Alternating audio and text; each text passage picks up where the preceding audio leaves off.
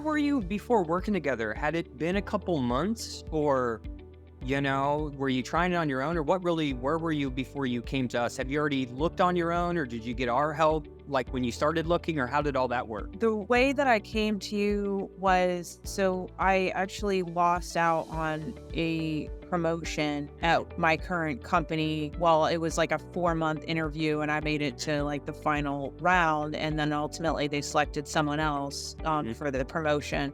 And that was last November. I had been kind of talking to a handful of companies sporadically. I would say dabbling and entertaining other offers. Nothing really you were excited about? There was one that ended up not coming to fruition that was because the company literally started doing layoffs, and the media industry as a whole is just really shaken up right now with the economy. So they were one of the companies that halted on the position they were going to hire me for. So that didn't work out. But I also think it was probably for the best because I was heartbroken from not getting the role that I wanted. And I think that if I would have taken that other position, I would have maybe had a knee-jerk reaction where I was reacting to jumping ship from I've been with my current company for 17 years. So it's a really big deal for me to decide to leave something that you're tenured at 17 years. So I'm actually glad because I think I needed to give myself some time to just reflect and make sure I wasn't doing something as a knee-jerk reaction. Once I was ready to say I'm going to be proactive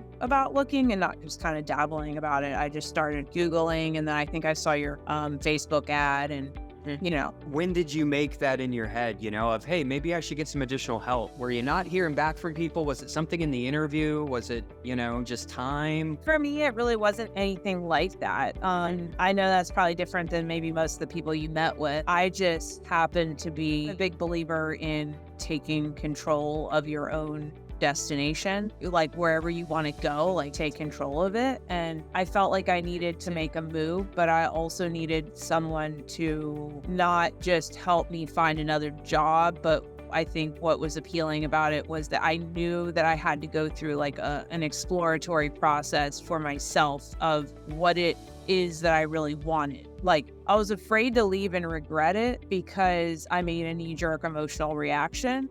So like logically I knew, okay, I need to like sit down and figure out what is it that I love about what I'm currently doing? What is it that I love about my current company? What is it that I don't like? And that like, what is my wish list? And I mean, I've been with my current company for 17 years. So I haven't gone on an interview for 17 years. I remember we helped a guy last year who was a consultant for his dad for like 20 years. And he said, to be honest, Tim, the last time I was in an interview was when I was 15 years old at McDonald's in 1985, so. Yeah. So, I mean, it wasn't, I don't know that I was getting rejected because I really was only like dabbling. And I actually almost had a job with a company that had reached out to me, but it just, like I said, didn't work out. And I think I was just trying to expedite looking for what it is that I really want. No one takes the time to literally sit down, so kudos to you, and say, this is what I like, this is what I definitely don't want. Like, a lot of people don't do that. What did you find of working together, right? What was most valuable? I would say the answer as far as what I found most valuable at ECU really varies based on the stage that I was in through your process, because like I went through the practice interviews with Robert and found that valuable for as far as the interviews that I did go on. There were moments at the very beginning that I attended a couple of the mindfulness ones. I would say that was valuable because the things that Kristina had to say, it just struck a chord with me because I was feeling very like less than because I didn't get the promotion. Like, why wasn't I selected? And I think that is something that I had to get over and realize that was just like one person's opinion of why they didn't select me, and that didn't mean that I wasn't valuable. Yeah, exactly.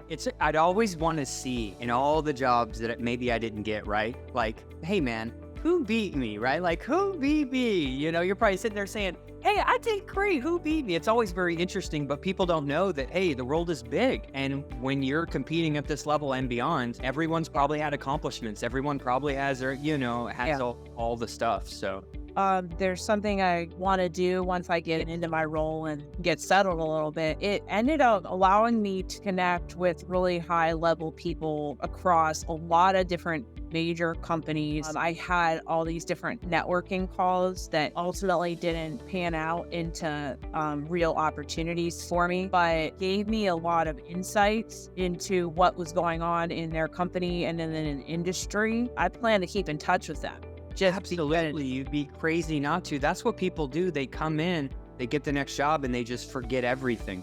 I tell people, like, hey, keep in contact with the connections you made at ECU. Keep in contact with people where it didn't pan out, because for all we know, one of those high-level people you talk to in 12 months, as long as you keep in touch here and there, they might have to let someone go, and then you could get... Yeah, you just don't know. I mean, just because I'm getting kind of out of media right now doesn't mean that I won't get back into it. There I met a handful of people on ECU where we just had networking calls, and a couple people in particular that I sort of felt like a connection with, or we created some professional friendships, so to speak, that I'll probably stay in touch with as well. And I think the camaraderie, even though everybody has a different story as to how they got to ECU, and maybe coming in from a different career, like it definitely helps you makes you feel like you're not in a boat by yourself, just thinking that you're the one that is, that sucks or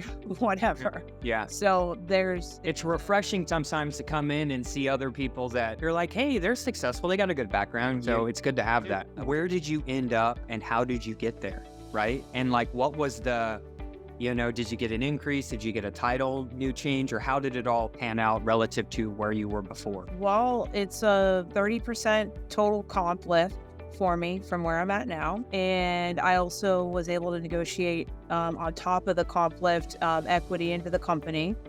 Nice. And a signing bonus on top of that. This new job is work from home plus some travel. That's a big plus for me too. Yeah. Because I have like a younger son and a lot more work life.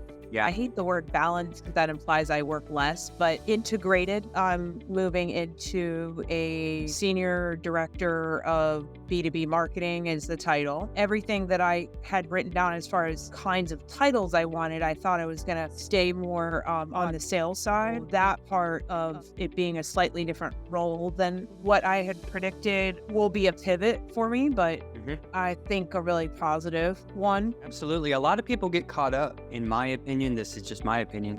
Hey, if you're a good marketer, right?